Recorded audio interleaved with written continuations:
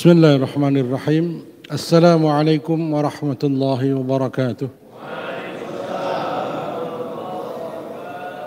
Innal hamdalillah wassalatu wassalamu ala Rasulillah wa ala alihi wa ashabihi wa man walah. Asyhadu an la ilaha illallah wahdahu la syarika lah wa asyhadu anna Muhammadan abduhu wa rasuluhu alladzi la nabiyya ba'dah. Allahumma salli wa sallim wa barik على هذا النبي الكريم سيدنا ومولانا محمد عليه أفضل الصلاة والتسليم وعلى آله وأصحابه ومن تبعهم بإحسان إلى يوم الدين أما بعد. Bapak-bapak, ibu-ibu jamaah salat subuh yang dirahmati Allah Subhanahu wa taala. Alhamdulillah, pagi hari ini kita membahas tentang loyalitas tanpa batas. Kemarin hari Sabtu juga loyalitas, al-wala. Loyalitas itu wala, kecintaan, kepatuhan, pengorbanan, ya. Itu disebut al-wala, loyalitas tanpa batas. Sampai mati pun boleh. Ini hanya satu orang yang boleh seperti itu, Rasulullah Muhammad sallallahu alaihi wasallam. Enggak ada orang lain. Bahkan menghinanya menyebabkan kafir. Hanya Rasulullah SAW. Menghina Abu Bakar enggak kafir. Ya, cuma menjadi fasik. Tapi menghina Nabi otomatis murtad. Menghina Nabi otomatis murtad. Surat At-Taubah 64, 65, 66 itu. Otomatis murtad. Mengejek, menghina, mengolok-olok, menghujat apalagi otomatis murtad. Nah, mudah-mudahan tema ini masih relevan dengan apa yang terjadi pada dunia hari ini, ya, di mana saya baca beberapa hari yang lalu Prancis sudah mulai mau angkat tangan nih, hampir 300 triliun mereka rugi karena boikot ekonomi. Mungkin di Indonesia nggak terlalu banyak, tapi di negara Timur Tengah ini yang paling banyak mereka diboikot dan langsung betul-betul dampaknya sangat kuat sehingga mereka betul-betul kelimpungan. Loyalitas tanpa batas, konsekuensi cinta kepada Nabi Sallallahu Alaihi Wasallam. Ya. Sebuah pernyataan, hari ini kita tahu ada undang-undang ITE. Kita bikin status di Facebook, Instagram, Twitter, itu hari ini tidak sembarangan. Ya. Kalau dianggap menghina seseorang, kemudian dilaporkan ke aparat, itu bisa ditangkap.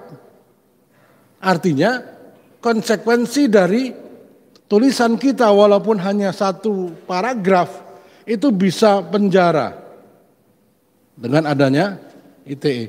Apalagi sebuah kalimat yang dengannya surga menjadi jaminan.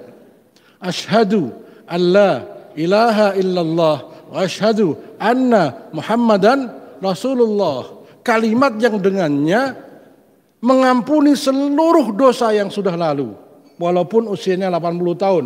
Qul lil ladzina kafaru yughfar lahum iyantahu yughfar lahum ma qad salaf. Al-Qur'an mengatakan demikian. Wahai Muhammad, sampaikan kepada orang-orang kafir, iyantahu, kalau mereka berhenti dari kekafirannya dan beriman kepada Allah dan Rasulnya, yughfar lahum ma qad salaf. Semua dosa yang lalu diampuni.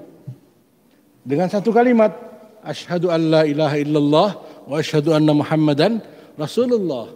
Nah, maka ketika seseorang mengucapkan kalimat itu, otomatis langsung ada konsekuensinya, sebagaimana otomatis langsung ada rewardnya. Ya.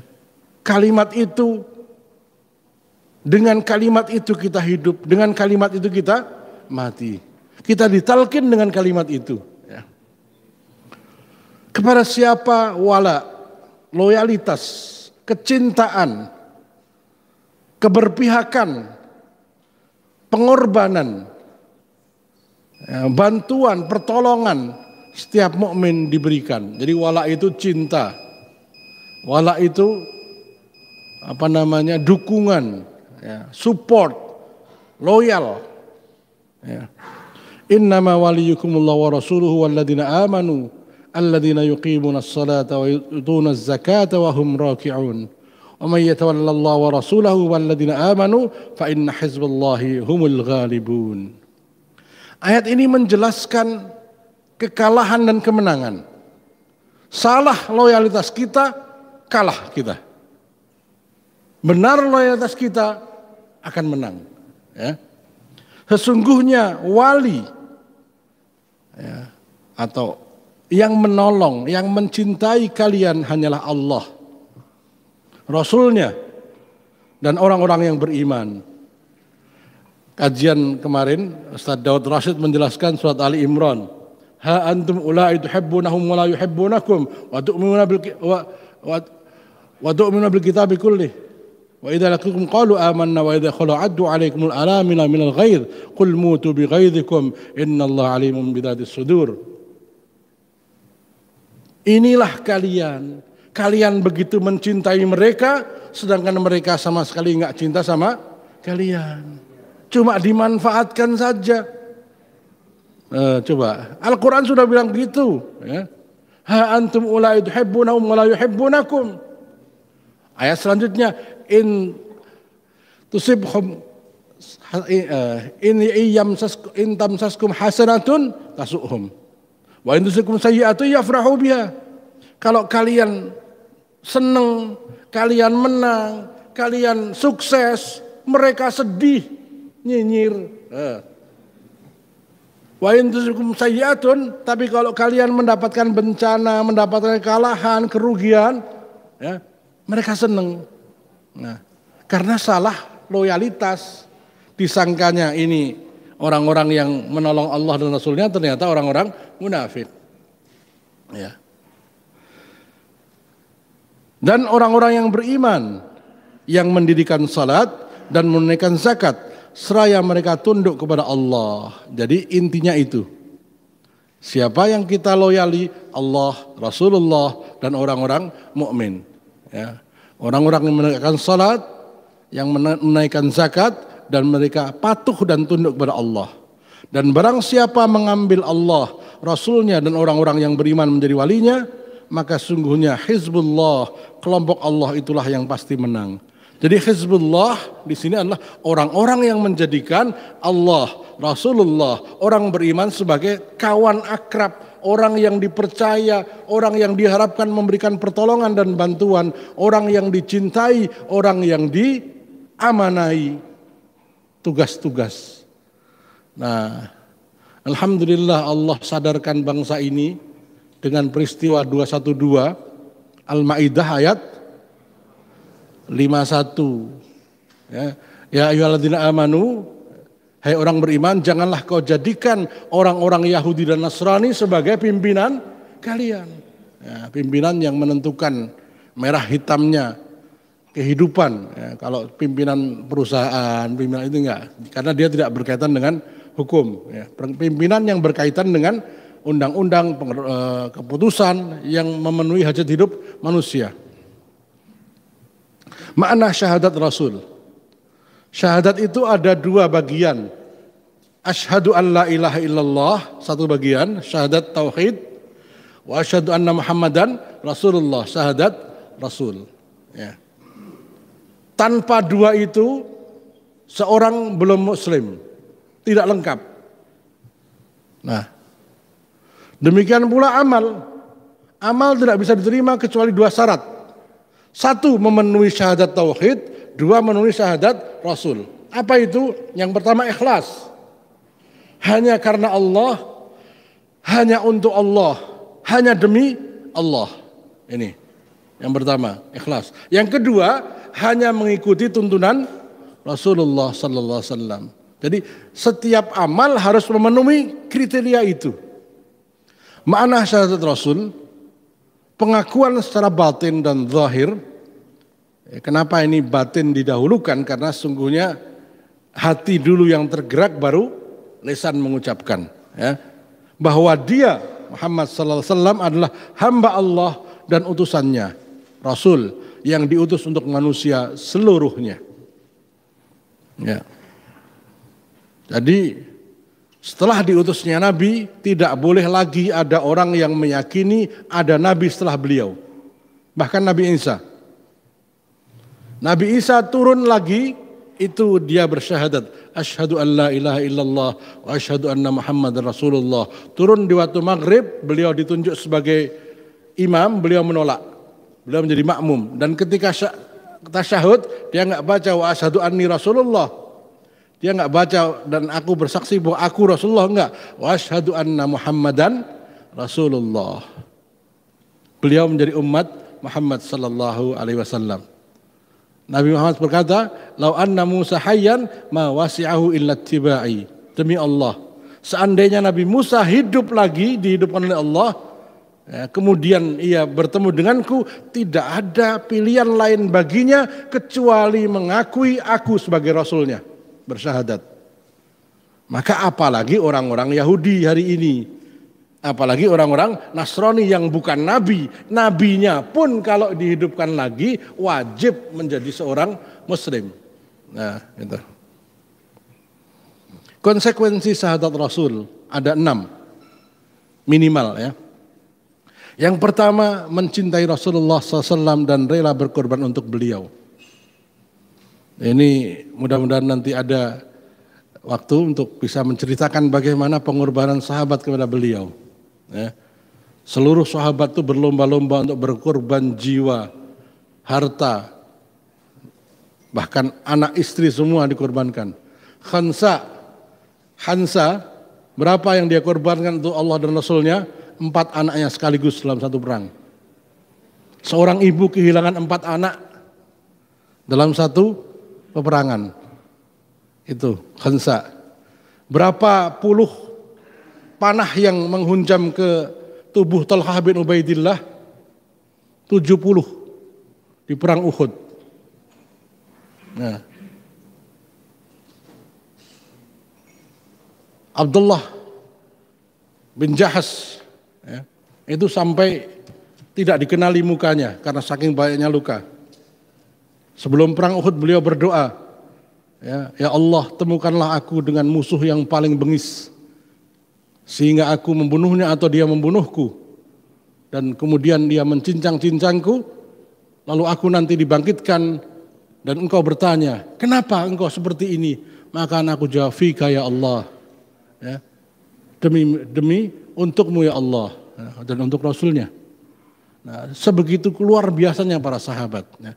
Yang kedua, mentaati perintah Rasulullah Sallallahu Alaihi Wasallam.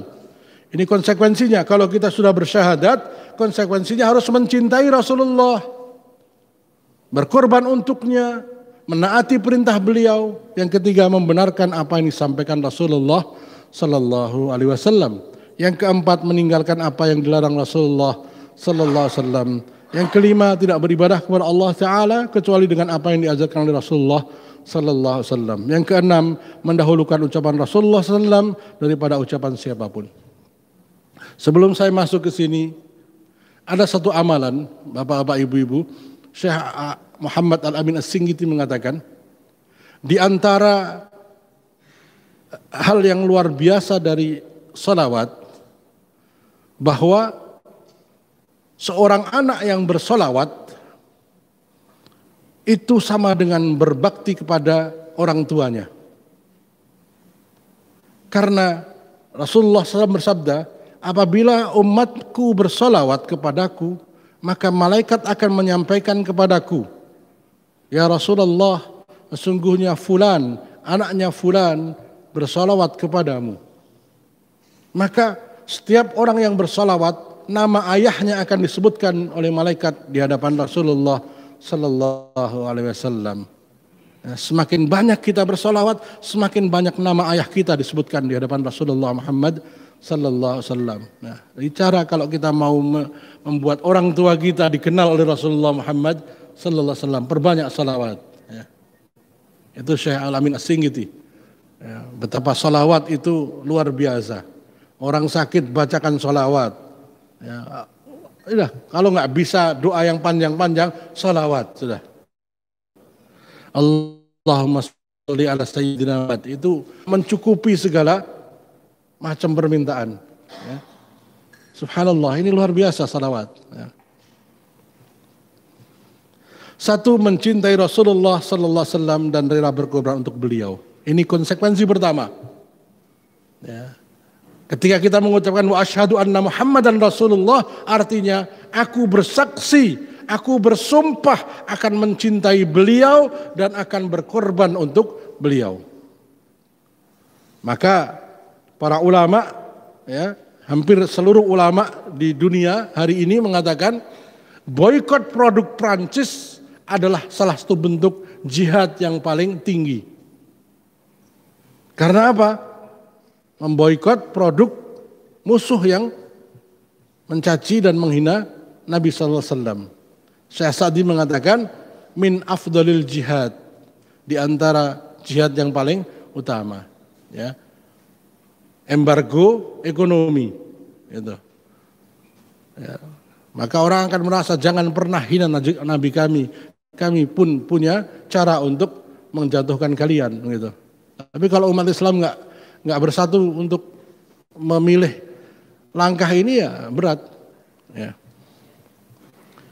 Qala Nabi sallallahu alaihi wasallam bersabda, la yu'minu ahadukum hatta akuna ahabba ilaihi min walidihi wa waladihi wan nasi ajma'in. Sudah, ini nggak bisa tawar lagi. Kalau mau masuk surga tanpa hisab, ini tidak sempurna iman atau tidak beriman, tidak sempurna iman salah seorang di antara kalian sehingga aku lebih dicintainya dibandingkan orang tuanya, anaknya dan seluruh manusia. Manusia itu orang yang paling dicintai kalau enggak anak, ya orang tua atau istri.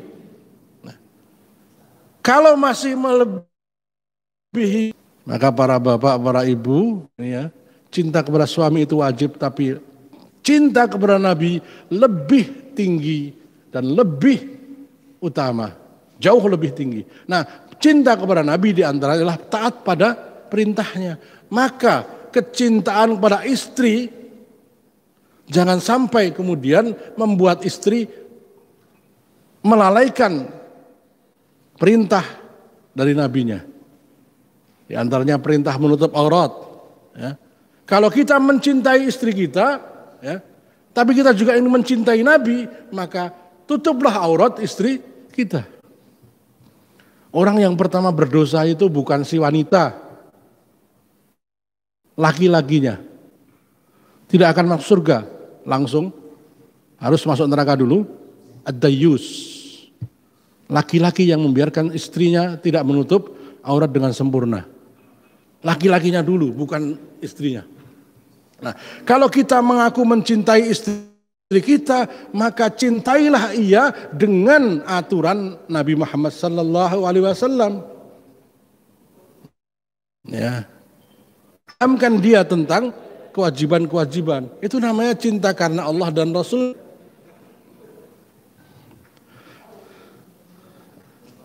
Anas bin Malik radhiyallahu anhu bercerita, pernah seorang lelaki datang menemui Rasulullah sallallahu alaihi wasallam. Lalu dia bertanya, wahai Rasulullah, kapan hari kiamat? Beliau bersabda, apa yang kamu telah siapkan untuk hari kiamat? Orang tersebut menjawab, kecintaan kepada Allah dan Rasulnya. Beliau bersabda, sesungguhnya kamu bersama yang engkau cintai. Anta ma'aman ahbabta. Anas berkata, kami tidak pernah gembira setelah masuk Islam, lebih gembira disebabkan sabda Nabi Muhammad sallallahu alaihi wasallam itu. Engkau akan bersama dengan orang yang engkau cintai. Anas bin Malik merasa amalnya enggak cukup untuk masuk surga, tapi dengan kalimat itu beliau merasa tenang. Kami mencintaimu, maka kami insya Allah akan bersamamu. Kita mencintai Nabi, maka insya Allah kita akan bersama dengan beliau sallallahu alaihi wasallam. Namun kembali saya sampaikan, ya, berkali-kali saya sampaikan, cara mencintai sesuatu itu setiap sesuatu berbeda caranya. Ya, mencintai mobil berbeda dengan mencintai sepeda. Mencintai mobil kita, ya dikasih ganti oli pada waktunya, ya kan? Kemudian kalau sepeda apa perlu ganti oli? Nggak perlu. Nah, mencintai rumah beda dengan mencintai cucu. Kalau cucu diciumi, pulang ke rumah pintunya ciumi loh. Ngapain saya cinta rumah saya loh? Cinta rumah dirawat, dibersihkan, dipel. Cinta cucu diajak jalan-jalan, bawa ke tempat rekreasi. Nah, cinta istri beda lagi, cinta suami beda lagi, cinta orang tua beda lagi. Cinta kepada Nabi juga tidak kemudian sama dengan yang lainnya. Nah, ini. Maka mencintai Nabi, seperti saya sebutkan tadi, ada beberapa hal yang perlu kita pahami. Sesungguhnya kamu bersama yang engkau cintai, maka aku mencintai Allah, Rasulnya, Abu Bakar dan Umar, dan berharap aku bersama mereka meskipun aku tidak beramal seperti amalan mereka. Maka cintailah orang-orang saleh. Mudah-mudahan kita bersama dengan orang-orang saleh, walaupun amal kita nggak seperti mereka. Cintailah ulama, karena kita akan dijanjikan oleh Allah, kamu akan bersama dengan orang yang kamu cintai. Ini mencintai ulama, ya. Karena dari mereka lah kita akan mendapatkan keteladanan, mendapatkan doa, barakah, dijanjikan bersama mereka. Ya, mencintai Nabi Sallallahu Alaihi Wasallam, mencintai para sahabat. Ya. Hadis ini luar biasa. Min asyaddi ummati li hubban nasun yakunu ba'di yawaddu ahaduhum law ra'ani bi ahli wa malihi. Sesungguhnya di antara umatku yang paling luar biasa cintanya kepadaku adalah orang-orang yang hidup setelahku, mudah-mudahan kita, ya, di mana salah seorang dari mereka sangat ingin melihatku, berjumpa denganku dengan mengorbankan keluarga dan hartanya. Ya. Dikorbankan hartanya untuk fisabilillah supaya nanti bertemu dengan Muhammad sallallahu alaihi wasallam, untuk masjid, untuk sekolah, untuk orang-orang yang kesulitan, para yatim, para duafa. Ya. Ini dihabiskan hartanya dengan tujuan apa? Agar aku bisa bertemu dengan Rasulullah Muhammad sallallahu alaihi wasallam. Ini maka saya katakan loyalitas tanpa batas. Sampai hartanya habis, ya, keluarganya mungkin meninggal karena berjihad fisabilillah. Demi apa?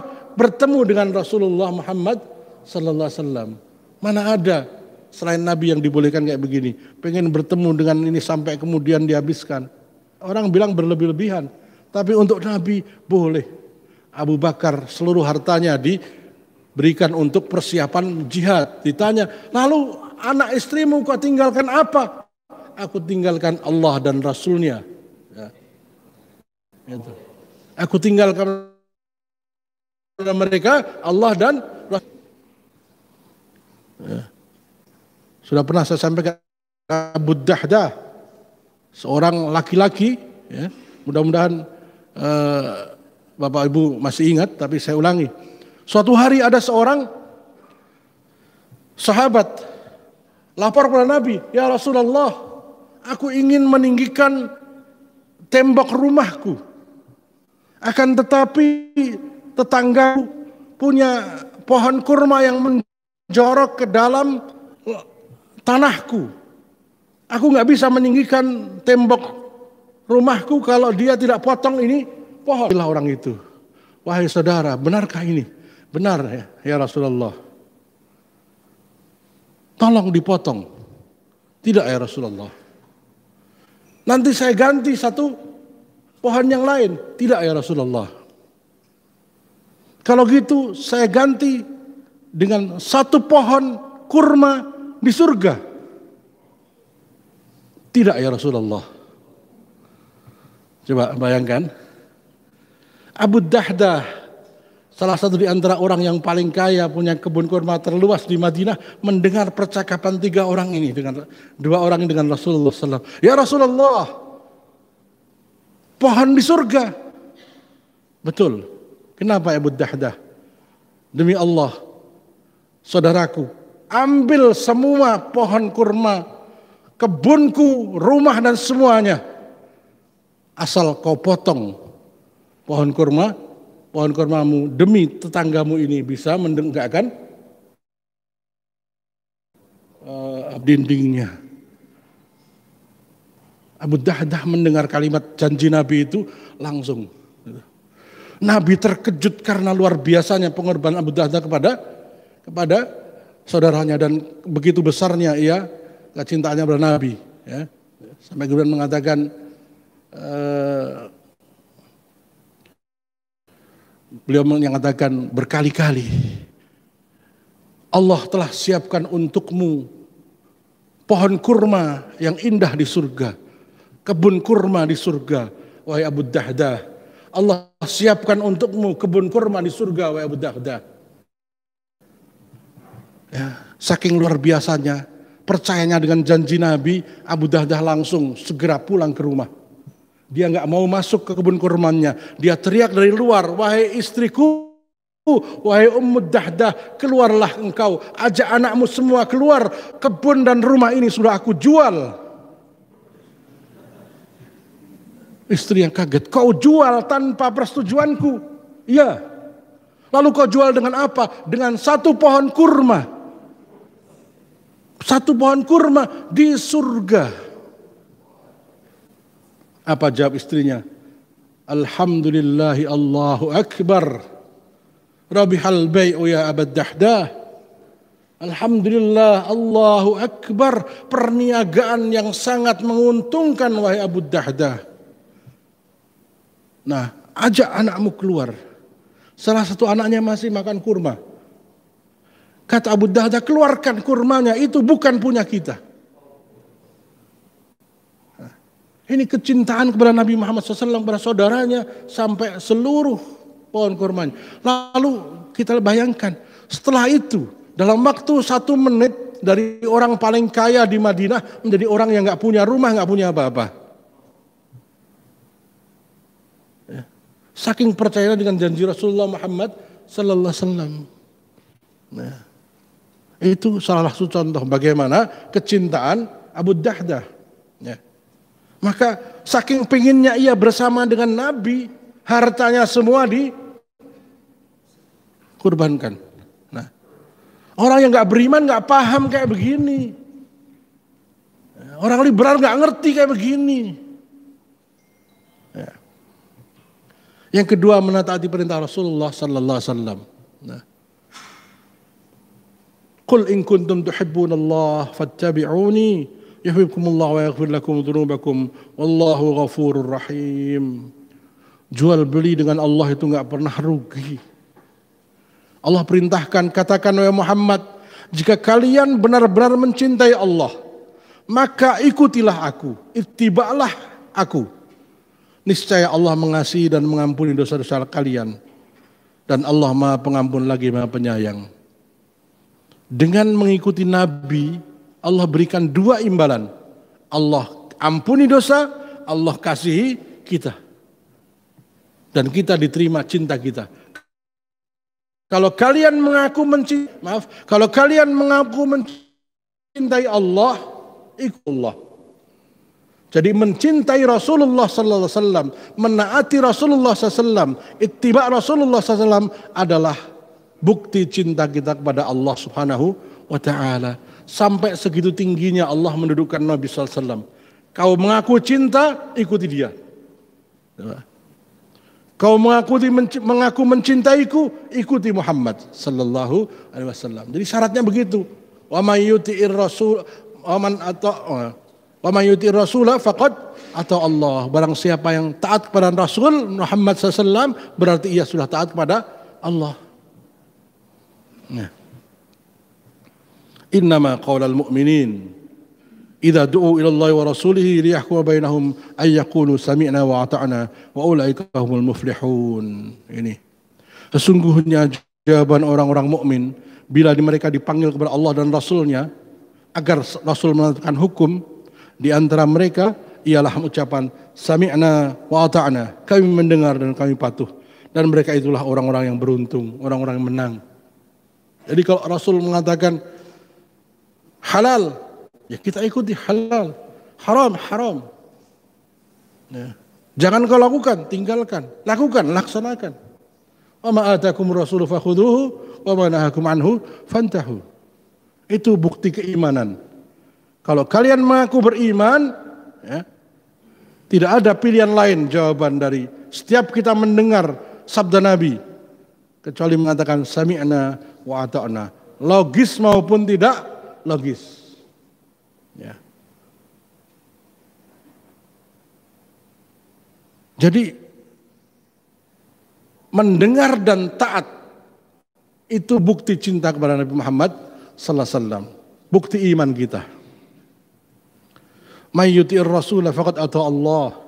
Barang siapa yang mentaati Rasulullah sallam, sesungguhnya ia telah mentaati Allah. Allah menjadikan ketaatan Rasulullah sebagai syarat ketaatan kepadanya. Ya. Maka tadi saya sebutkan syarat diterimanya amal itu dua. Satu, ikhlas kepada Allah. Dua, mengikuti tuntunan Rasulullah SAW. Sampai-sampai ya, Abu Bakar As-Siddiq radhiyallahu anhu ketika turun ayat al-yauma akmaltu lakum dinakum wa atmamtu alaikum ni'mati wa raditu lakumul islam madina, pada hari ini telah aku sempurnakan bagimu jalan hidup, aturan hidup kalian, agama kalian. Dan aku telah penuhkan,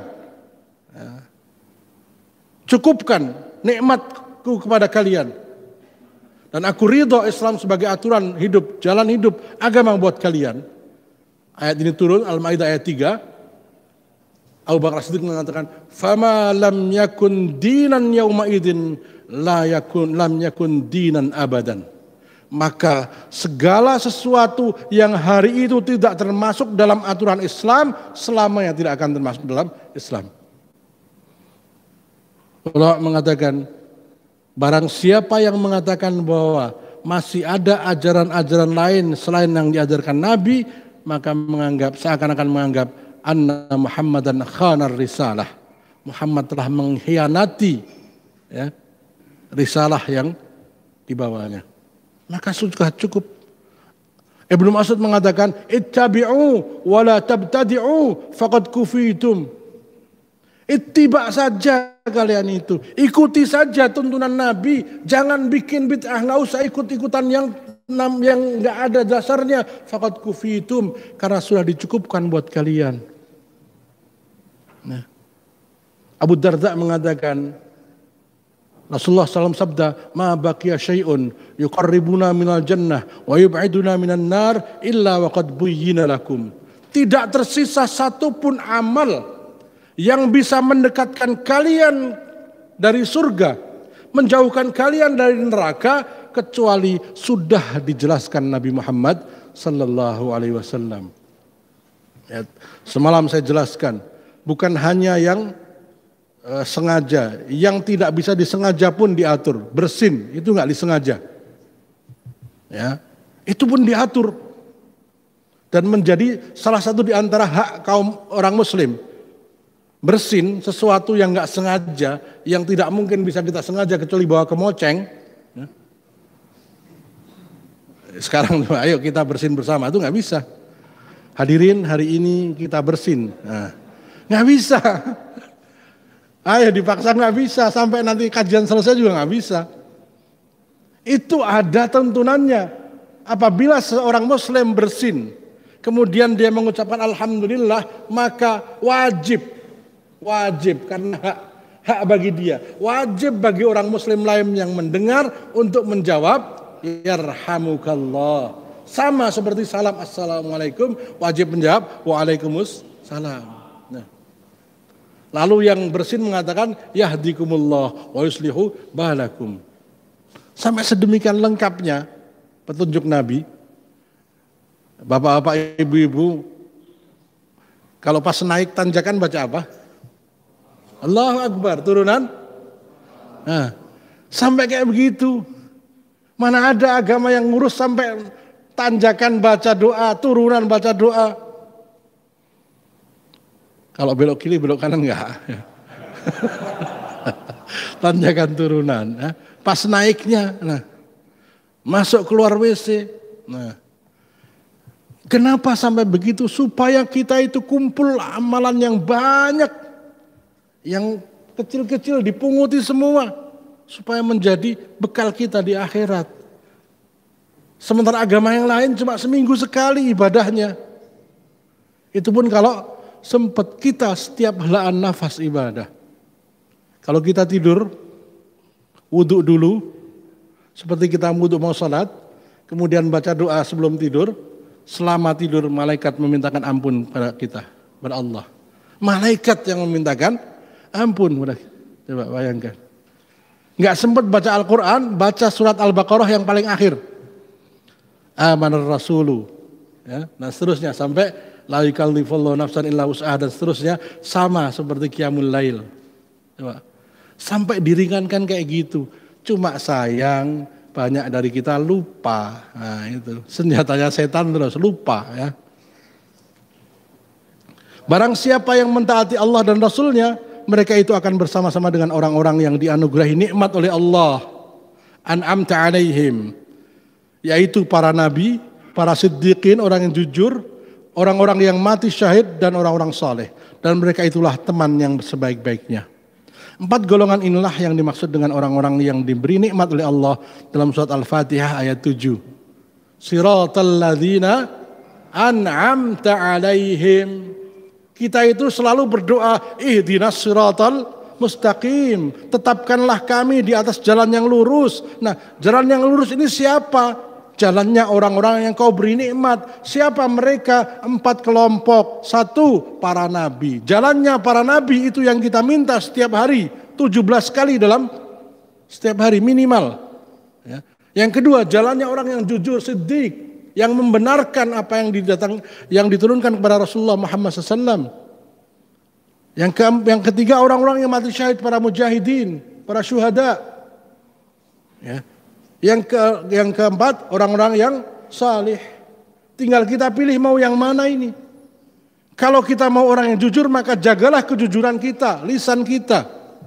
Ya Allah, saya akan berusaha jujur agar saya dimasukkan sebagai orang-orang yang jujur. Karena mengikuti jalan Nabi berat. Nah, syuhada berat. Ya, orang saleh ya, orang siddiq. Maka lisan kita ini bisa menjadi salah satu jalan untuk masuk surga. Alaikum bisidqi. Wajib bagi kalian untuk jujur. Fa inna sidqa yahdi ilal bir. Karena kejujuran akan menuntunmu menuju kebaikan. Wa innal birra yahdi ilal jannah. Dan innar rajula la yasdiq wa yataharra sidqa hatta yuktaba indallahi siddiqan. Seorang hamba Allah, ia memilih jujur dan ia terus menjaga diri untuk selalu jujur, maka Allah tulis dia orang yang jujur. Sebaliknya, iyyakum wal kadhiba, hati-hati dengan bohong, dusta. Fa innal kadhiba yahdi ilal fujur. Karena bohong, dusta itu akan menyeretmu menuju perbuatan yang melampaui batas. Wa innal fujur yahdi ilan nar. Dan perbuatan melampaui batas akan menyeretmu menuju neraka. Wa innar rajula la yakdzib. Dan seorang hamba Allah memilih berdusta. Wa yataharral kadzib. Dan selalu memilih dusta. Bohong. Dikit-dikit bohong, dikit-dikit bohong. Untuk urusan sepele bohong. Hanya ditanya dari mana, bohong. Cuma masalah sepele bohong. Hatta yuktaba indallahi kadzdzab. Maka Allah akan stempel dia, kunci mati dia sebagai seorang pembohong.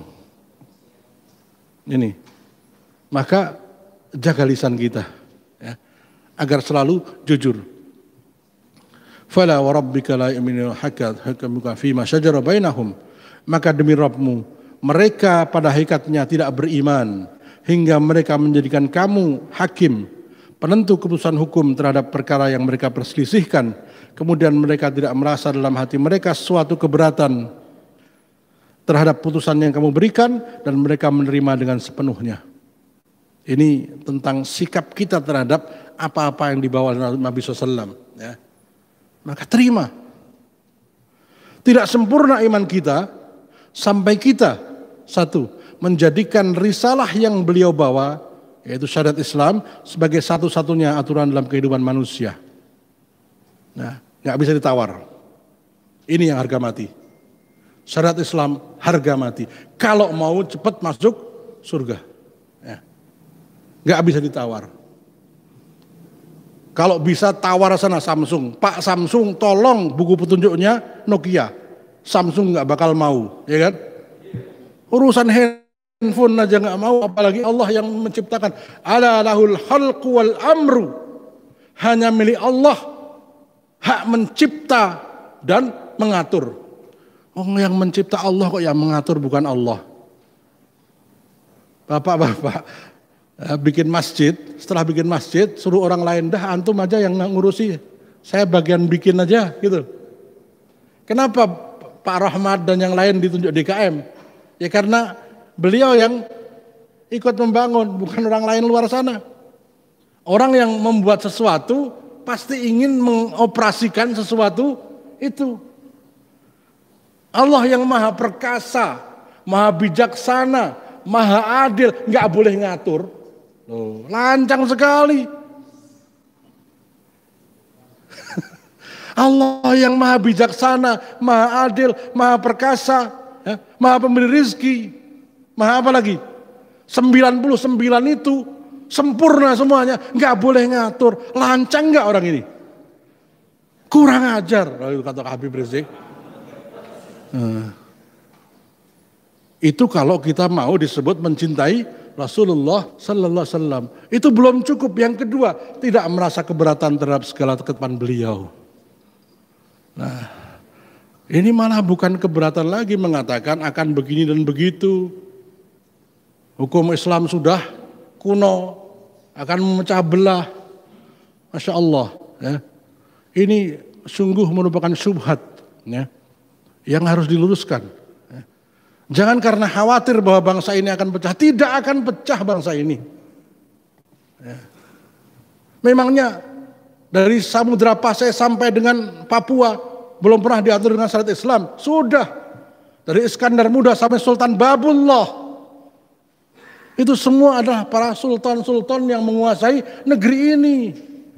Sultan Iskandar Muda, kemudian Sultan para syarif di Kalimantan, di Jawa ada para sunan-sunan, itu semua menggunakan syariat Allah SWT. Tapi memang ya dalam buku sejarah kita itu tidak disebutkan hukum apa yang diterapkan di situ. Justru kita dikasih tahu bahwa di zaman Raja Kalingga itu ada hukum begini dan begitu, ya kan?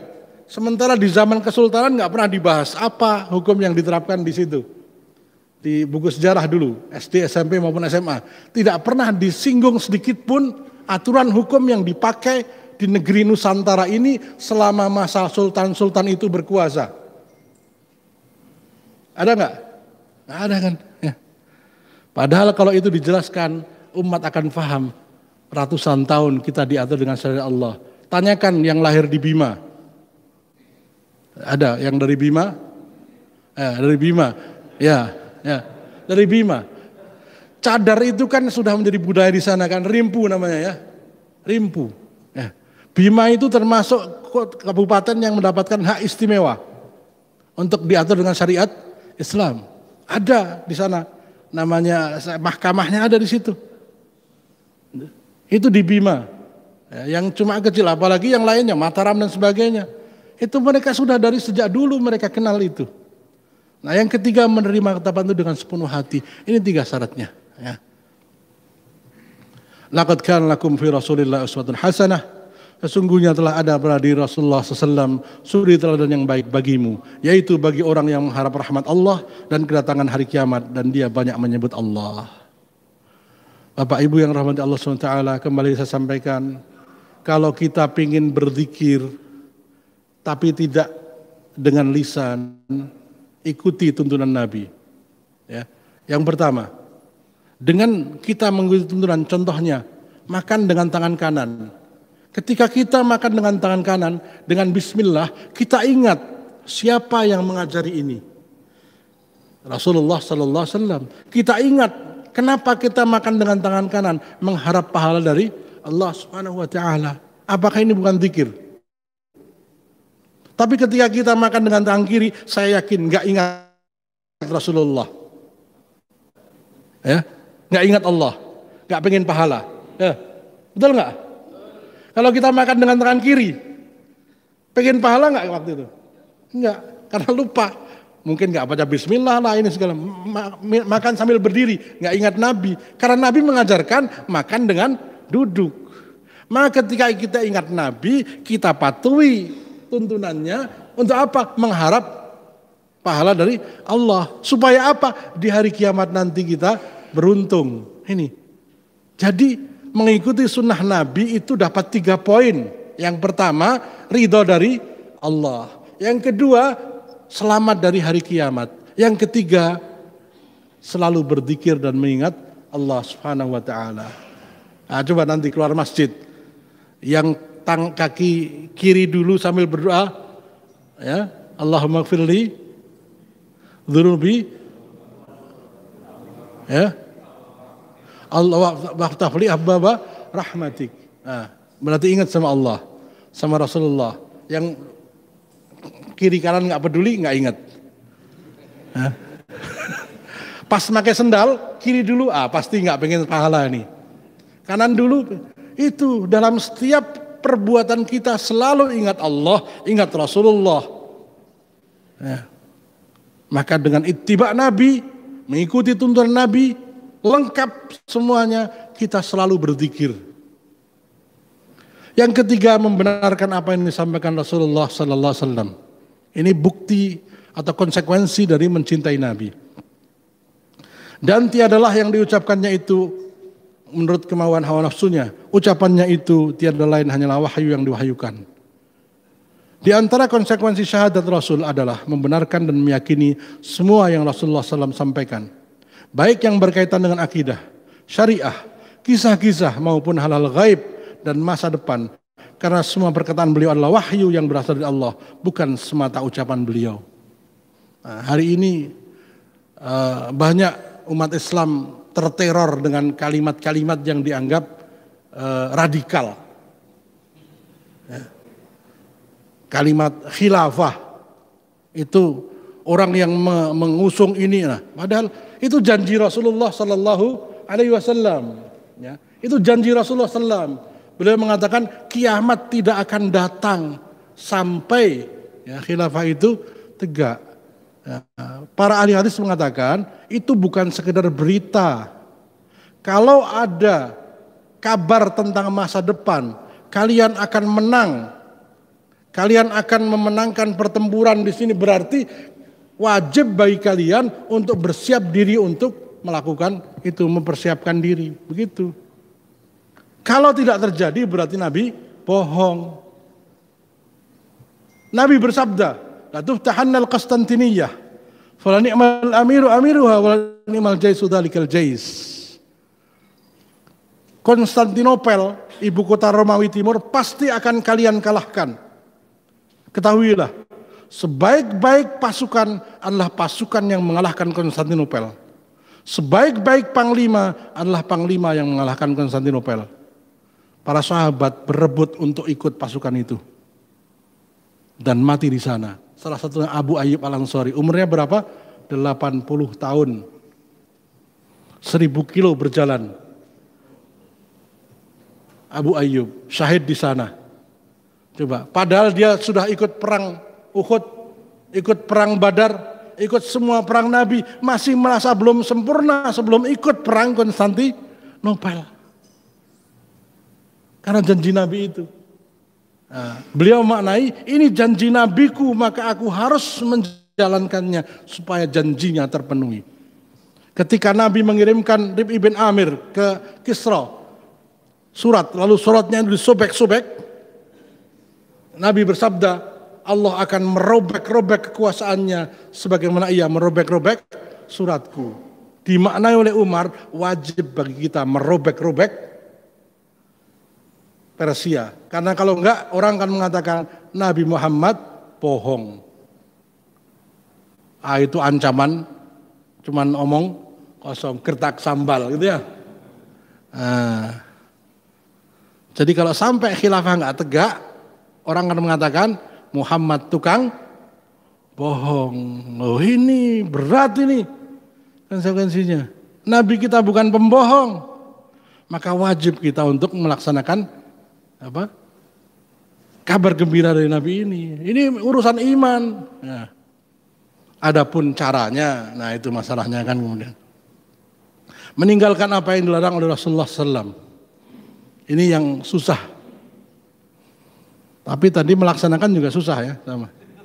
Wa ma atakumur rasul fakhuduhu wa ma nahakum anhu fantahu. Apa yang diberikan Rasul kepadamu maka terimalah. Dan apa yang dilarang bagimu maka tinggalkanlah. Jadi simple sebenarnya. Sahabat itu menjadi orang yang paling sederhana. Dilarang tinggalkan, diperintah laksanakan gitu. Nah, kalau kita pikir-pikir dulu. Nah, Ibnu Umar itu orang yang sampai dikatakan kembarannya Nabi. Di samping beliau memang orang yang sangat dekat dengan Nabi, ya karena kakaknya itu istri Nabi, Hafsah binti Umar itu istri Nabi, sehingga Nabi Ibnu Umar kecil biasa waktu Nabi di Madinah umurnya sekitar 12 tahun. Jadi biasa main ke rumah kakaknya itu ya. Nah itu apapun yang dilakukan Nabi ditiru. Nabi pernah lewat suatu tempat, kemudian beliau menjauh untuk pipis. Maka setiap kali Ibnu Umar lewat di tempat itu, beliau menjauh pipis. Ditanya, ngapain? Nabi melaksanakan itu. Lah tapi kan karena Nabi pengen pipis, enggak apa-apa. Apapun yang dilakukan Nabi pasti benar. Di tempat lain Nabi nunduk begini, karena ada dahan. Pas dahannya sudah hilang, Ibnu Umar lewat tetap nunduk. Loh, dahannya kan udah hilang. Saya nggak tahu. Yang jelas Nabi lewat sini nunduk. Ya. Yang jelas Nabi lewat sini nunduk, gitu. Dan itu nggak disalahkan. Ya. Maka boleh kita ikuti apapun yang dilakukan Nabi SAW, kecuali yang khusus untuk Nabi. Falyahdharil ladzina yukhalifuna amri an tusibahum fitnatun aw yusibahum adzabun alim. Maka hendaklah orang-orang yang menyalahi perintah Rasul takut akan ditimpa cobaan atau ditimpa azab yang pedih. Ini ada kisah dalam sebuah kitab disebutkan ada seorang muslim akan umroh. Nah, Imam Malik ulama yang paling alim di Madinah waktu itu sedang iktikaf di Masjid Nabawi. Nah, orang ini mulai umroh dari Raudhah. Raudhah itu kan tempat yang paling buat rebutan ya.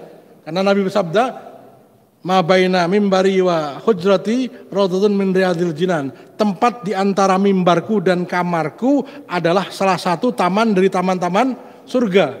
Tempat terbaik di bumi di situ. Nabi terima tamu di situ, Ya. Tempat terbaik.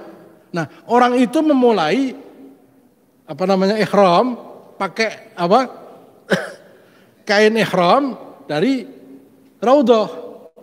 Imam Malik kaget. Lalu mengucapkan ayat ini, hati-hati, kamu akan tertimpa cobaan atau azab yang pedih. Kaget. Wahai Imam Malik, kenapa kau katakan aku akan tertimpa azab dan aku telah melakukan satu menyalahi perintah Rasul? Adakah tempat yang lebih mulia dari Raudhah di bumi ini? Tidak ada.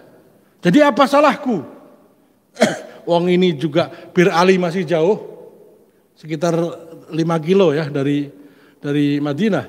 Batas kota Madinah itu masih 5 kilo. Masih jauh. Kok engkau katakan menyalahi perintah Rasul? Kok kemudian diancam dengan azab yang pedih? Apa jawab Imam Malik? Kamu merasa lebih baik, apa yang kamu lakukan lebih baik dari yang Rasulullah ajarkan, itu yang membuatmu binasa. Merasa lebih baik dari apa yang Nabi ajarkan. Nah, sudah Nabi ajarkan dari Bir Ali, ya sudah di Bir Ali. Loh, Bir Ali kan tempat biasa, itu menurut kamu. Ya.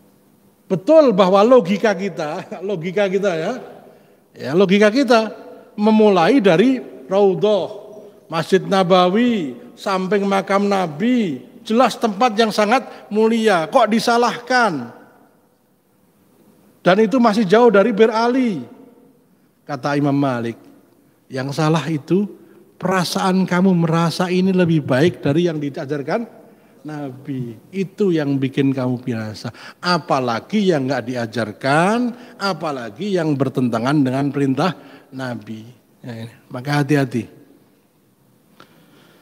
Dan barang siapa yang menentang Rasul sudah jalan jelas kebenaran baginya dan mengikuti jalan orang yang bukan jalan orang-orang mukmin, kami biarkan ia leluasa terhadap kesesatan yang ia telah berikan loyalitas sepenuhnya kepadanya itu, dan kami masukkan ia ke Jahanam, dan neraka Jahanam itu seburuk-buruk tempat kembali. Menentang Nabi, menghujat Nabi, itu sudah. Yang kelima, tidak beribadah kepada Allah kecuali dengan apa yang diajarkan Rasulullah Sallallahu Alaihi Wasallam. Mudah-mudahan jam 6:30 selesai. Laqad kana lakum fi Rasulillah uswatun hasanah liman kana yarjullaha wal yawmal akhir wa dzakarallaha. Laqad kana lakum fi Rasulillah uswatun hasanah liman yarjullaha wal yawmal akhir wa dzakarallaha katsira. Ini saya sebutkan tadi, ya. Jadi sudah cukup dengan apa yang diajarkan Nabi. Kita ikuti tuntunan Nabi saja kita udah capek. Badan kita udah capek. Subuh, sebelum sholat subuh kita sholat tahajud. Kemudian sholat 2 rakaat sebelum subuh, qabliyah subuh. Setelah itu apa? Jangan keluar dari masjid. Suruk dulu. Ayo. Udah ini kita udah gagal. Baca Quran dulu, zikir sampai matahari mau terbit, kemudian sebentar kita suruk. Kemudian setelah itu duha, ya. Setelah duha, nanti sebelum jam 11 kita qailullah, tidur sebentar. Udah. Ya, ada berapa ratus sunnah. Syekh Khalid Al-Husain menyebutkan ada 1000 lebih sunnah Nabi. Ada 1000 lebih sunnah Nabi kalau kita mau amalkan. Ngapain cari yang tidak diajarkan Nabi? Oh, yang diajarkan Nabi aja kita sudah kewalahan. Ya. Qabliyah zuhur 4 rakaat, ba'diyah zuhur 4 rakaat. Qabliyah asar, ya, ba'diyah maghrib, kemudian sholat witir. Itu baru sholatnya, belum sedekahnya. Ya. Belum yang lainnya, berapa halaman Quran kita baca, berapa ratus kali baca istighfar. Berapa sudah habis semua. Pagi sudah baca Allahumma apa namanya? Aslamtu nafsi, maaf yang doa pagi itu. Raditu billahi rabba wa bil islami dinan, dan seterusnya. Berapa banyak doa pagi kita baca, doa sore kita baca.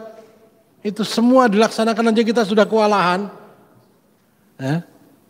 Kok masih mau yang nambah-nambah yang lain gitu, ya. Pada hari ini orang-orang kafir telah putus asa untuk mengalahkan agamamu. Sebab itu janganlah kamu takut kepada mereka dan takutlah kepadaku. Ini ayat ini jelas. Hari ini orang kafir sudah putus asa. Kalian sudah yakin kebenaran Islam. Jangan takut dengan ancaman mereka. Lalu kemudian pada hari ini telah kusempurnakan untuk kamu aturan hidupmu. Nah, jadi al-yauma akmaltu itu sebelumnya ada al-yauma ya'isal ladzina kafaru. Hari ini orang kafir sudah putus asa. Jangan takut kalian bersyarat Islam, orang kafir sudah putus asa. Maka hari ini aku sempurnakan. Nah ini. Nah, maka kemudian banyak sekali usaha-usaha untuk menjauhkan umat dari syariat Allah Subhanahu wa taala. Baldatun thayyibatun wa rabbun ghafur. Itu pasti, ya. Kita lihat Brunei, bagaimana Brunei. Masya Allah, ya. Di Brunei itu, ya, saya beberapa bulan di Brunei. Kalau ada pencuri, maaf. Kalau nggak Indon, gitu, pasti orang Indonesia atau orang Filipina. Mobil mogok tuh nggak ada yang nyuri, taruh aja di situ. Pintu terbuka, nggak kuncinya, nggak akan ada yang nyuri. Ya, bahkan banyak orang ngasih tumpangan. Hari Sabtu sore itu orang-orang yang pengen maksiat keluar dulu ke Miri. Ya, pasti dinunukan, keluar dulu. Di Brunei nggak berani mereka. Ya. Minuman keras itu termasuk dilarang dan ada hududnya. Begitu Sultan Brunei mengumumkan syariat Islam, langsung menemukan Allah berikan tambang gas. Coba.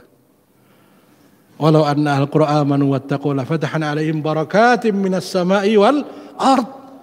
Andaikan penduduk negeri itu beriman kepada Allah, Allah akan bukakan barakah dari langit dan bumi. Begitu. Ada dua cara untuk dibukakan pintu langit dan bumi. Satu dengan beriman dan bertakwa, dua dengan maksiatnya. Mau pilih yang mana? Kalau maksiatnya buka surat Al-An'am ayat 44. Al-An'am 44. Falamma nasu ma dzukiru fatahna 'alaihim barakat falahta 'alaihim abwaaba kulli syai'. Nah, bedanya tadi kalau yang walau anna ahlal qura, kalau seandainya penduduk negeri itu beriman, fatahna 'alaihim barakah yang banyak dari langit dan bumi. Tapi kalau bermaksiat, abwaaba kulli syai', segala macam pintu kesenangan. Maksiat semua dibukakan semua. Hatta idza farihu, sehingga ketika mereka euforia, kesenangan yang sudah tidak ada lagi batasnya, falamma hatta idza farihu akhadnahum baghtatan. Allah turunkan azab dengan tiba-tiba, yang menyesakkan dada.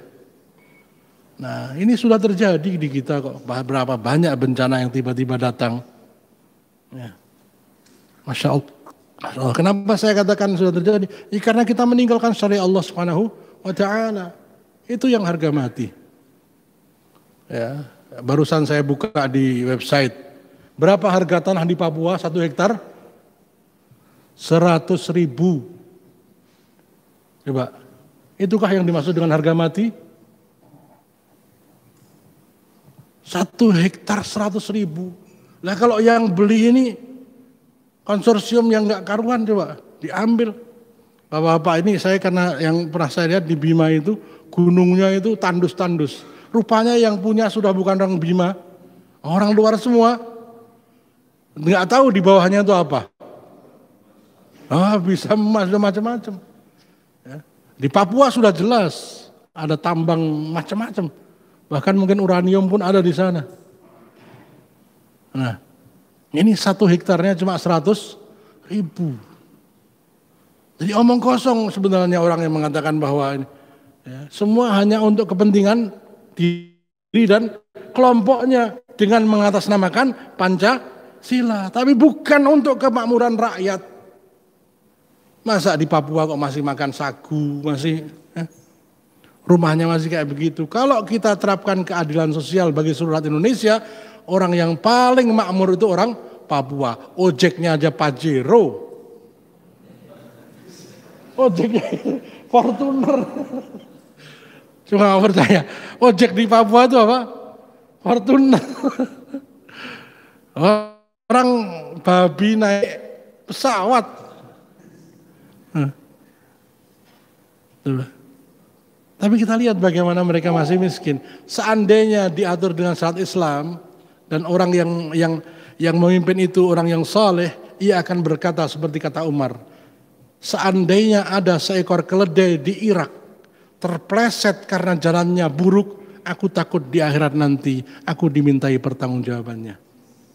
Itu Umar bin Khattab, seorang pemimpin yang faham tentang keadilan. Keledai kepleset itu menjadi tanggung jawab khalifah. Coba, apalagi rakyat kelaparan, coba. Maka saya katakan Masya Allah, hari ini Indonesia betul-betul luar biasa. An-Nabi Dzarrin, dari Abu Dzar Al-Ghifari beliau berkata, Rasulullah meninggalkan kita dengan penjelasan yang sangat terang benderang, sehingga tidak ada seekor burung pun yang terbang di angkasa, kecuali beliau memberitahukan kepada kita ilmu Allah dari burung itu. Ada burung lewat, Nabi jelaskan, kalian tidak boleh jual beli sesuatu yang masih terbang. Coba. Ada ikan, nggak boleh jual beli ikan yang masih di sana. Ya dipancing dulu baru ditimbang. Ada nggak sekarang kayak gitu? Ya bayar 10.000 pokoknya berapapun dapat itu dosa. Nah, itu ada burung mau dibeli berapa? Saya tembak, nggak boleh. Nah, sawah ya, belum dipanen sudah dijual, sama kayak begitu. Nah ini semua diatur oleh Allah SWT, Rasulullah SAW. Lalu Nabi SAW bersabda, tidak tertinggal satu perkara pun yang akan mendekatkan kalian ke surga dan menjauhkan kalian dari neraka, kecuali telah aku jelaskan kepada kalian. Jadi kalau kita yakin ini mendekatkan ke surga, pasti Nabi sudah jelaskan. Nah, terus orang bilang, loh kan bagaimana dengan pesawat, bagaimana dengan bis, bagaimana dengan kapal, apa ada zaman Nabi? Jawabnya, antum a'lamu bi umuri dunyakum, kata Nabi. Kalian lebih tahu tentang urusan dunia kalian. Suatu hari Nabi SAW melewat di sebuah perkebunan kurma. Terdengar suara yang berisik. Rupanya orang-orang sedang menepuk-nepuk pokok kurma. Lalu Nabi bertanya, kenapa kalian tepuk-tepuk? Nah yang ditanya ini menyangka Nabi melarang menepuk-nepuk. Kan gitu ya kadang-kadang. Kenapa kamu tidur? Padahal nanya, ngantuk gitu. Rupanya diartikan, wah berarti saya nggak boleh tidur. Nabi bertanya, kenapa ditepuk-tepuk? Diartikan dilarang. Maka kemudian orang tadi, tolong berhenti menepuk-nepuk. Nah, pada waktu panennya sedikit. Maka orang ini menghadap Nabi, ya Rasulullah, engkau melarang kami menepuk-nepuk pokok kurma. Sekarang panen kami sedikit. Loh, memangnya kenapa?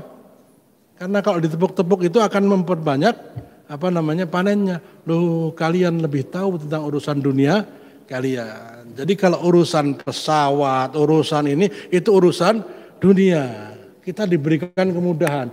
Lalu ulama menjadikan satu kaidah. Segala sesuatu yang berkaitan dengan ibadah maghdah khusus, maka semuanya dilarang.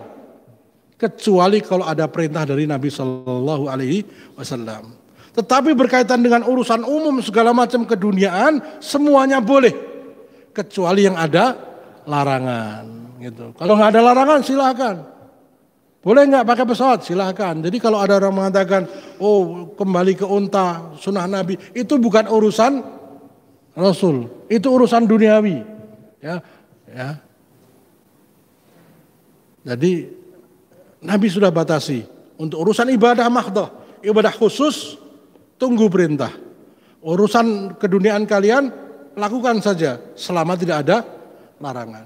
Begitu. Saya lanjutkan. Man amila amalan laisa alaihi amruna fahuwa raddun. Barang siapa mengerjakan satu amal yang tidak ada dasarnya dalam urusan agama kami, maka amalan tersebut tertolak. Nah ini yang kita sayang-sayang. Sudah melakukan amal, capek, keluar duit, ternyata tertolak. Gitu loh. Kan sayang. Jadi, maka ikuti saja Nabi, sudah cukup. Faqad kufitum, sudah cukup. Maka tadi harus puas. Wah, tapi nggak enak ya kalau gini nggak puas ya. Loh, agama bukan soal puas dan enak. Ya. Itu. Maka kamu cinta nggak sama Nabi? Mencintai, ikuti saja sudah. Cukup Nabi itu. Nabi bukan hanya untuk orang Arab. Nah, untuk seluruh umat sampai hari kiamat. 6 yang terakhir mendahulukan ucapan Rasulullah SAW daripada ucapan siapapun. Ya. Salah satu di antara adab itu tidak mengatakan menurut saya dalam urusan agama. Menurut saya itu salah. Emangnya siapa saya? Siapa Anda? Ya, agama bukan dari kantong kita.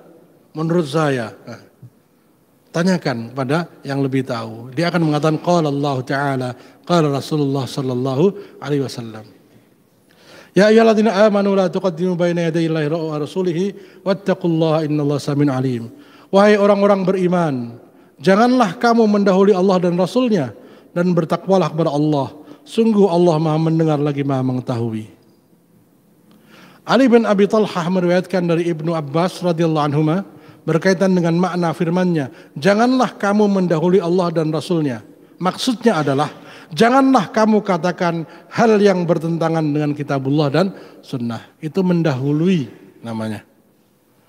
Syekh Abdurrahman As-Sa'di menerangkan, ayat ini mengandung adab terhadap Allah Ta'ala dan adab terhadap Rasulullah Sallallahu Alaihi Wasallam. Ta'zim kepada beliau, menghormatinya dan memuliakannya. Maka Allah memerintahkan hamba-hambanya yang mukmin sesuatu yang menjadi konsekuensi beriman kepada Allah dan Rasulnya, yaitu mengikuti perintah Allah dan menjauhi larangannya, dan agar mereka berjalan di belakang perintah Allah sambil mengikuti sunnah Rasulullah Sallallahu Alaihi Wasallam dalam semua urusan mereka.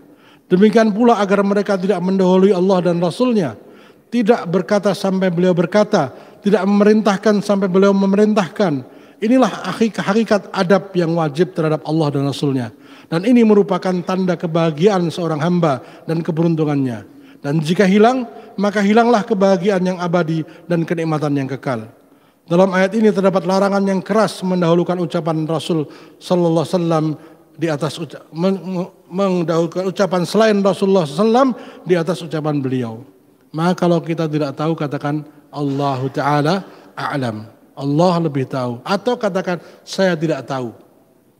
Suatu hari Imam Auza'i, yang Auza'i itu ulama paling alim se-Mesir, mengutus seorang muridnya untuk menanyakan kepada Imam Malik di Madinah ketika dia sedang haji, diutus untuk membawa 40 pertanyaan yang tidak bisa beliau jawab kepada Imam Malik. Lalu dibacakan pertanyaan itu, 40 pertanyaan, yang 36 dijawab dengan jawaban yang sama. La adri, saya tidak tahu. Imam Malik, imamnya penduduk Madinah, jawabannya 36, la adri, saya tidak tahu. Yang 4 dijawab dengan tuntas. Ketika ditanya, kenapa enggak kau jawab wahai Imam Malik? Itu bukan bidangku. Ya, beliau takut salah. Wah, sementara kita semua kita jawab, semua kita debat ya. Imam Malik 40 yang dijawab cuma 4. Tawaduk kepada ilmu. Ini ada yang lebih tahu, tanyakan. Imam Syafi'i itu gurunya Imam Ahmad. Tapi kalau ada orang bertanya tentang hadis, beliau mengatakan, sudah tanya Imam Ahmad belum? Belum, tanyakan ke beliau. Beliau lebih ahli tentang hadis. Sekarang kalau Imam Ahmad bin Hambal hafal ribuan hadis, kira-kira bacaan Qur'annya fasih enggak? Pasti fasih. Anaknya disuruh belajar kepada ulama ahli qiraah. Padahal beliau bisa ajar sendiri. Ya jelas untuk awal-awal diajarkan, lalu kemudian suruh. Begitu pulang, selesai tahsin al-fatihah, ya, berapa beliau beri hadiah gurunya, guru anaknya? 20 dinar. 1 dinar berapa? Ya. 1 dinar itu 2.000 dinar kalau nggak salah. Hampir 40 juta. Hanya untuk 1 Al-Fatihah. Padahal beliau bisa ajar sendiri. Nah ini subhanallah penghargaan beliau. Kenapa? Karena beliau merasa bahwa ada orang yang lebih ahli. Walaupun beliau belajar dari Imam Asy-Syafi'i, ahlinya ahli. Ya. Core of the core. Imam Syafi'i begitu. Kalau urusan hadis tanya Imam Ahmad, beliau lebih tahu. Ya. Imam Ahmad demikian. Kalau ada hadis sudah diriwayatkan Imam Bukhari, Syafi'i, beliau nggak mau riwayatkan. Jadi kalau ada orang bertanya tentang hadis kepada Imam Syafi'i mengatakan, tanyakan Imam Ahmad. Imam Ahmad, kalau ada hadis diriwayatkan Imam Syafi'i, beliau nggak mau meriwayatkan. Kalau saya riwayatkan lagi, saya takut derajatnya diturun. Penghormatan pada gurunya. Rawahul Syafi'i, nggak mau rawahu Ahmad. Sudah, beliau lebih utama dari saya. Begitu. Nah kita ini hanya mengambil perbedaan di antara imam, tidak mengambil adabnya. Yang kita ambil perbedaannya, adabnya tidak kita ambil. Akhirnya kunut sama nggak kunut, geger. Ya. Yang kunut Imam Syafi'i, yang nggak kunut Imam Ahmad. Yang kita ambil perbedaannya saja, tidak kita ambil adabnya. Imam Ahmad itu kalau ada orang yang kunut, beliau di belakang ikut kunut. Padahal beliau mengatakan kunut subuh itu bid'ah. Imam Ahmad, kunut subuh itu bid'ah. Itu Imam Ahmad. Tetapi setiap kali beliau sholat di belakang makmum muridnya Imam Syafi'i, beliau imam baca kunut. Loh kan bid'ah. Apa kata beliau? Demi persatuan umat Islam. Jadi ketika beliau menjadi makmum Imam Syafi'i, mazhab Syafi'i, beliau mengikuti mazhab itu. Bid'ah menurut saya, menurut mereka sunnah kok. Nah, kebenaran bukan hanya pada saya. Separuh kebenaran ada pada diri kita, separuhnya di tempat orang lain. Nah, maka tenang aja kalau ada sholat kunut ya udah angkat tangan, nggak kunut ya sudah. Wah berarti nggak punya prinsip, justru karena kita punya prinsip. Prinsipnya apa? Menghormati saudara kita. Insya Allah begitu. Maka enak kalau sudah kayak begitu. Kita warisi perbedaan para ulama, tapi kita nggak warisi adab mereka dalam berbeda pendapat. Tawaduknya mereka itulah. Jadi kalau Imam Syafi'i ada pendapat, kemudian orang lain berpendapat, ya sudah. Beliau tidak akan ngotot kecuali karena merasa betul-betul bahwa pendapat saudaranya salah. Oleh karena itu, kapan saja jelas sunnah Rasulullah SAW, maka wajib diikuti dan didahulukan atas yang lainnya, siapapun dia. Selanjutnya Allah memerintahkan untuk bertakwa kepadanya secara umum, yaitu sebagaimana yang dikatakan Talaq bin Habib tentang takwa. Kamu mengerjakan ketaatan kepada Allah di atas cahaya dari Allah dan kamu mengharapkan pahala Allah. Demikian pula kamu menjauhi durhaka kepada Allah di atas cahaya dari Allah sambil takut keberhasilan Allah. Maksudnya orang-orang mukmin tidak boleh menetapkan suatu hukum sebelum ada ketetapan dari Allah dan Rasulnya. Ya. Jadi omnibus law ini itu belum sah untuk diterima oleh Allah SWT sebelum ditimbang dengan Al-Quran dan Sunnah. Begitu. Kalau kita mengaku mukmin, kalau kita mengaku mencintai Rasulullah Sallallahu Alaihi Wasallam, seluruh perangkat hukum di negeri kaum muslimin harus ditimbang dengan Al-Quran dan As-Sunnah. Nah, kira-kira mau nggak anggota DPR itu kayak gitu? Nggak bakal mau. Padahal kalau mau, subhanallah, ya, seluruh dosa mereka diampuni Allah SWT. Itu karena mereka berjasa menjadikan negeri ini bersyariat Allah SWT. Maka mudah-mudahan ya, kita berharap mudah-mudahan dengan kedatangan Habib Rizik Syihab, ya, walaupun berita memberitakan macam-macam, tapi banyak kesaksian bahwa beliau adalah orang yang saleh. Ya. Memang ada kesalahan, siapa sih nggak punya salah? Man talaba akhon bila aibin bakia bila akhin. Ini quote ini kalau bisa bawa pulang. Siapa yang mencari teman tanpa kesalahan, ia akan hidup tanpa teman selamanya. Ya. Man talaba akhon bila aibin bakia bila akhin. Siapa yang mencari teman tanpa kekurangan, tanpa aib, ia akan hidup tanpa teman selamanya. Istrinya pun pergi. Memang istrinya nggak punya salah. Bahkan kita sendiri juga punya salah. Ya, maka kita jangan berharap orang kayak Ratu Adil gitu ya. Nggak akan ada. Nggak akan ada. Pasti ada kesalahannya. Karena hanya Muhammad Sallallahu Alaihi Wasallam yang tidak punya kesalahan. Ya. Oleh karena itu kita berharap mudah-mudahan ya, Indonesia damai dengan syariah. Damai. Ya. Jadi kita harapkan dengan damai. Jangan sampai timbul macam-macam yang bikin kita ya. Karena yang kurban juga umat Islam. Kalau jatuh nyawa juga nyawa umat Islam. Jadi dengan damai. Nah, mudah-mudahan Allah bisa membuka hati. Ya, tiba-tiba dengan caranya ya, Allah bukakan hati dengan dakwah, tentunya enggak tiba-tiba. Dengan dakwah kita, dengan kita terus menyampaikan pentingnya bersyariat Islam. Jangan takut syariat Islam. Insya Allah syariat yang menjamin Syariat ini yang menjadikan Indonesia merdeka.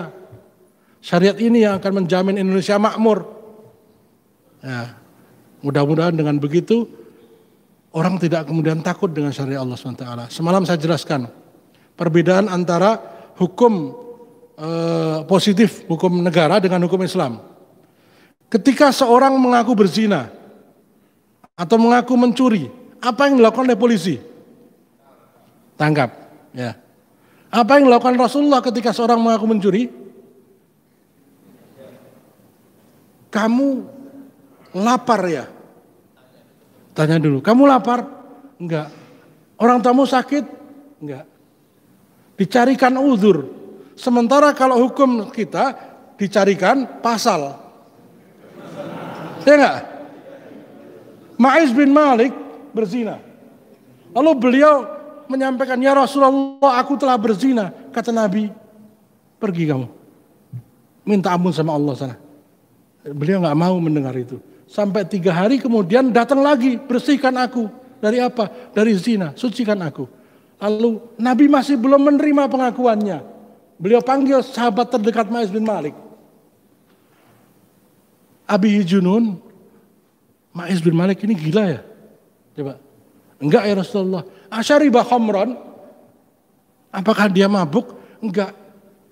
Sadar. Barulah kemudian dilaksanakan rajam. Begitu selesai dirajam, sahabat enggak mau nyolati. Dia mati karena perbuatan dosa. Nabi langsung berdiri.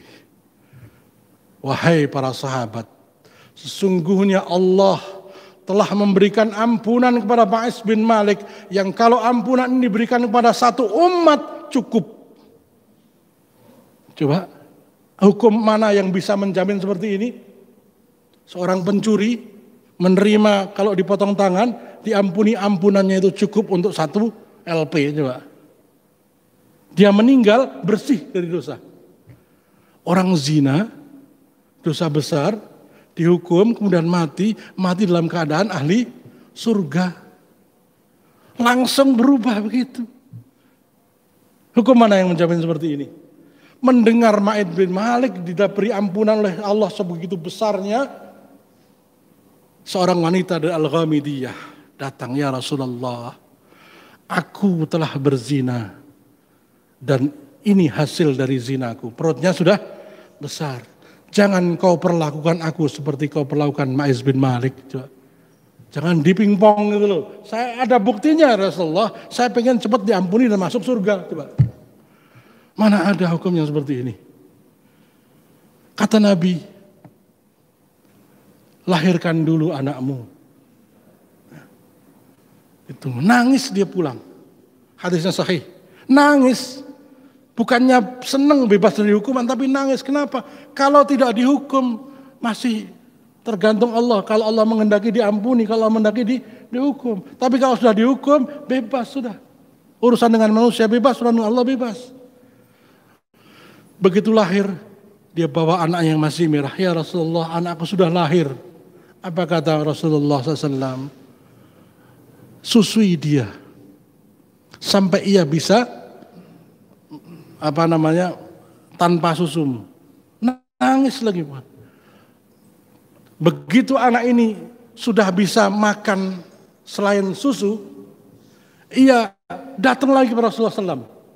Si anak suruh megang rotinya. Ya Rasulullah, lihatlah anakku sudah mau makan roti. Laksanakan hukuman itu ya Rasulullah. Minta dirajam, hukuman mati. Rasul menjawab, tolong carikan dulu orang yang bisa mengasuhnya. Nah, kalau sudah datanglah ke sini coba. Kalau di Indonesia pergi sudah, hilang ini orang. Akhirnya dicarikan. Sesudah itu baru kemudian laksanakanlah. Wahai sahabat, galilah lubang. Nah, siapa yang nggak nangis? Ya. Jadi sejak pertama kali dia menghadap Nabi itu sudah taubat dia. Tapi dia merasa belum sempurna taubatnya sebelum dilaksanakan rajam. Masya Allah. Ampunannya luar biasa. Ampunan yang langsung menghapuskan seluruh dosanya. Bukan hanya dosa zina, seluruh dosanya hilang. Dia mati dalam keadaan suci, bersih, dan bisa jadi. Hadisnya mengatakan, perempuan ini tidak mengeluarkan suara sedikit pun. Bisa jadi telah Allah hilangkan rasa sakit. Ya. Kalau obat bius saja bisa menghilangkan rasa sakit, apalagi Allah mengendaki. Yang kita lihat mungkin kayak sakit, tapi karena saking ikhlasnya dia menerima hukuman syariat Islam ini, ya, tidak terdengar sedikit pun keluhan. Bayangkan, ya ini mengerikan memang, sengaja dibikin Allah mengerikan. Kenapa? Agar jangan ada orang mengulangi. Silakan dibuka surat An-Nur awal-awal 1, 2, 3 sampai 5. Jangan ada rasa kasihan, supaya apa? Timbul efek jera. Coba kalau sekarang semua koruptor potong tangan, diperlihatkan di depan umum ba'dal Jumat, di depan Masjid Istiqlal, diumumkan hari ini akan diadakan pemotongan tangan Bapak, ya, yang mulia. Ya, diperlihatkan semua, nggak akan ada yang berani. Nah, itu. Jadi preventif. Tetapi tidak semata-mata seperti itu. Sebelum hukuman dilaksanakan itu akan dicarikan udzur. Bukan dicarikan pasal. Kenapa demikian dicarikan udzur? Karena seseorang yang tidak dihukum di dunia menurut syariat Islam, dia bukan berarti lepas. Dia masih ada hukuman nanti di akhirat. Oleh karena itu, dalam kaidah hukum Islam, ya, salah tidak menetapkan, tidak memberikan hukuman lebih baik daripada salah menghukum. Saya ulangi, salah tidak menjatuhkan hukuman itu lebih baik dibandingkan salah menjatuhkan hukuman. Harusnya tidak dihukum, tapi dihukum itu lebih buruk. Lebih baik tidak dihukum daripada salah menghukum. Kenapa? Kalau salah dipotong ternyata enggak salah, gimana mau ngebalikinnya? Lebih baik enggak dipotong. Loh, tapi kan bebas di dunia, tidak bebas di akhirat. Karena hukum kita punya dua aspek, aspek dunia dan aspek akhirat. Ini sementara hukum positif tidak ada itu. Enggak ada hakim mengatakan kamu sekarang bebas tapi hati-hati di akhirat, enggak ada kan? Nggak ada. Nah, hukum Islam begitu, ya sudah kamu bebas silakan, tapi nanti di akhirat ada zina. Ya, sepanjang sejarah belum ada satupun orang yang dihukum karena 4 orang bisa menyaksikannya. Saya katakan, Islam mengajarkan seorang yang berzina hanya bisa dihukum rajam atau dihukum cambuk apabila dilihat 4 orang saksi bersamaan, ya, dan melihatnya seperti melihat masuknya ember ke dalam sumur. Paham kan? Jadi kalau cuma melihat berdua-dua telanjang, belum. CCTV tidak bisa. Harus mata. 4 orang. 1 orang keburu pergi. 1 orang ada nyari temennya 3. Waduh, sudah selesai acaranya. Ya, selama ini hukuman rajam dan cambuk itu hanya karena pengakuan rata-rata. Karena pengakuan kemudian, tapi kalau karena terbukti 4 orang melihat dengan kepala mata, jarang. Kecuali Allah singkapkan. Jadi kalau kemudian seseorang menuduh fulan berzina, punya saksi enggak? Enggak. Maka yang nuduh ini dicambuk 80 kali. Nah, jadi hati-hati bilang sama nuduh orang itu. Silakan buka surat An-Nur. Dan selamanya tidak diterima persaksiannya. Walaupun dia artis, tapi dia muslim, tidak boleh kita katakan dia selingkuh, dia berzina. Ini hukum Islam kayak begitu. Hati-hati nuduh orang. Nah, mudah-mudahan ini bisa menjelaskan betapa Islam itu sempurna.